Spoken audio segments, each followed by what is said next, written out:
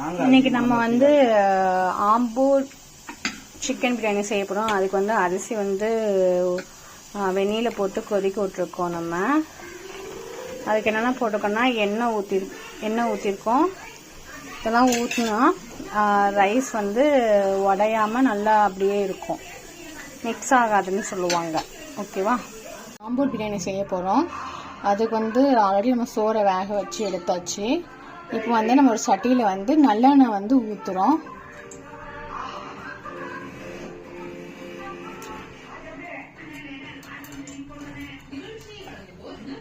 நல்லெண்ணெய் ஊற்றி வச்சு மசாலா வந்து நம்ம ஆட் பண்ணுறோம். அப்புறம் மசாலா வந்து ஆட் பண்ண போகிறோம்.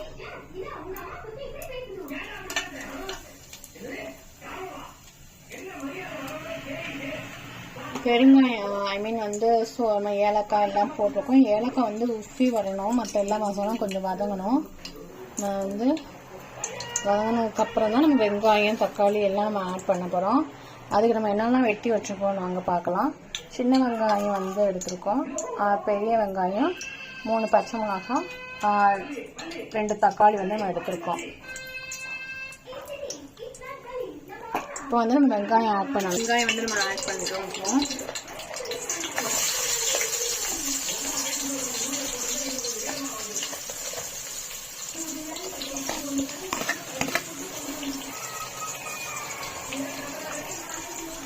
சில பேர் வந்து வெங்காயத்தை வந்து சின்ன வெங்காயத்தை அரைச்சி போடுவாங்க. நம்ம வந்து ராங்காவே இப்படி போட்டுக்கலாம், டேஸ்டான, அதுவும் டேஸ்டாக தான் இருக்கும். அரைச்சி போடுறதா இது நல்லா இருக்கும்.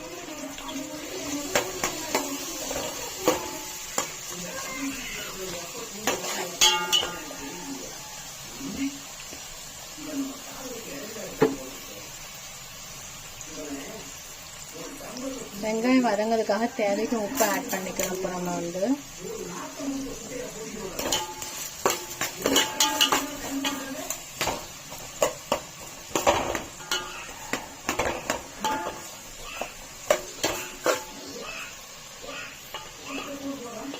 வெங்காயம் நல்லா வதங்கினதுக்கப்புறம் தான் நம்ம தக்காளி வந்து ஆட் பண்ண முடியும். நல்லா வெங்காயம் நல்லா வதங்கட்டும்.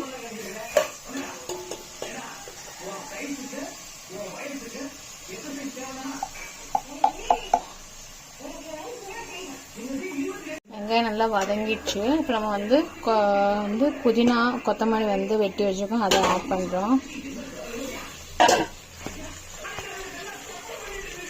புதினா கொத்தமல்லி பச்சை மிளகா 3 பச்சை மிளகா போட்டிருக்கேன்.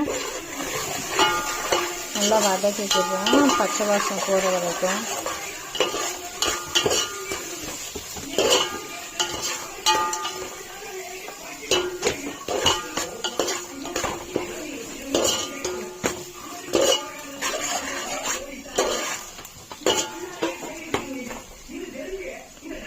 அதுக்கப்புறம் நம்ம வந்து தக்காளி ஆட் பண்ணுறோம்.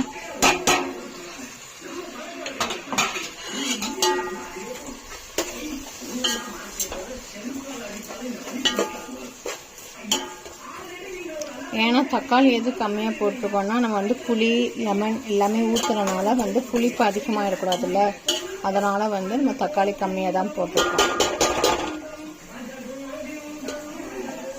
தக்காளி கொஞ்சம் நல்லா வதங்கட்டும். வதங்கினதுக்கப்புறம் நம்ம வந்து மற்ற ஜாமான்லாம் ஆட் பண்ணுவோம். வதங்கிச்சு. இஞ்சி பூண்டு பேஸ்ட் வந்து நம்ம ஆட் பண்ணுறோம்.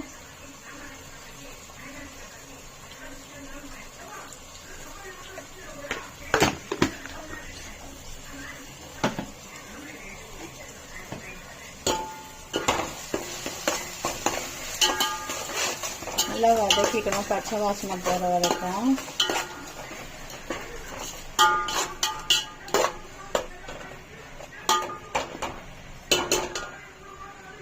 இது ஆக்சுவலாக வந்து நான் வந்து காஞ்ச மிளகா வந்து ஊற வச்சு வெந்நீரில் கொதிக்க வச்சு ஊற வச்சுருந்தேன். அதை மிக்சியில் போட்டு அரைச்சி நான் ஊற்றுறேன்.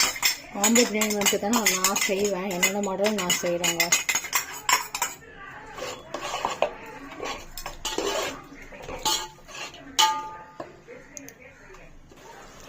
இப்போ வந்து மஞ்சத்தூள் வந்து போடுறோம், கொஞ்சோண்டு சிக்கன் மசாலா தூள் போடுறோம்,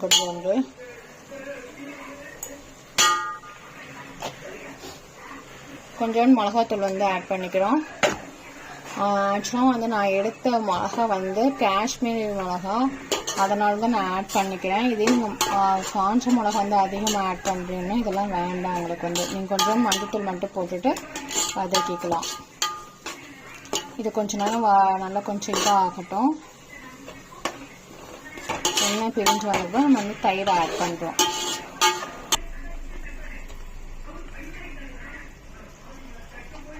ஆல்ரெடி நம்ம வந்து தயிர் வந்து ஆட் பண்ணிட்டோம். இன்னும் கொஞ்சம் தயிர் வந்து நம்ம ஆட் பண்ணிக்கிறோம். நல்லா வதக்கலாம். அந்த தயிர் வந்து தெரியக்கூடாது. மசாலாவோட நல்லா மிக்ஸ் ஆகணும். நல்லா மிக்ஸ் ஆகணும். 2 மினிட்ஸ் வந்து நல்லா நம்ம வதக்கிக்கிட்டே இருக்கணும். அப்போ வந்து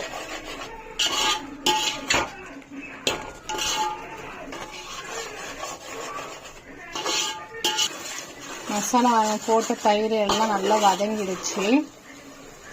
இப்போ நம்ம வந்து கறியை வந்து ஆட் பண்ணுறோம்.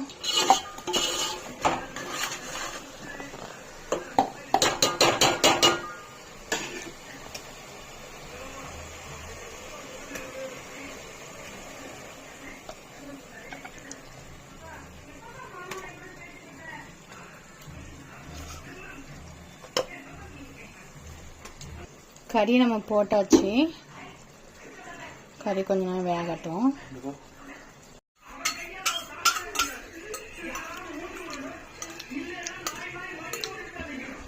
இப்போ வந்து நம்ம லெமன் ஆட் பண்ணியிருக்கோம்.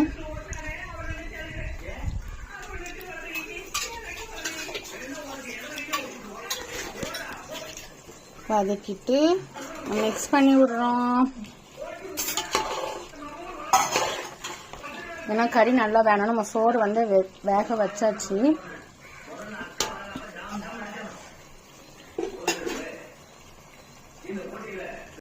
இப்போ நம்ம வந்து எல்லாம் ஃபினிஷ் ஆயிடுச்சு. நம்ம ரைஸ் வந்து ஆட் பண்ண போறோம். இப்போ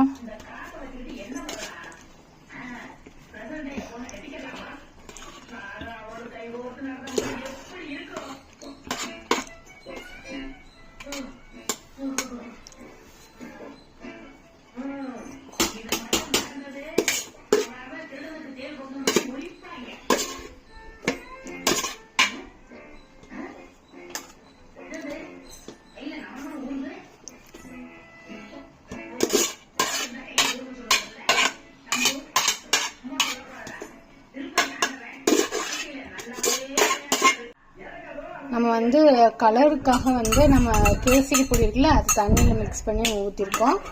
கொஞ்ச நேரம் கழிச்சு வாங்க பார்க்கலாம்.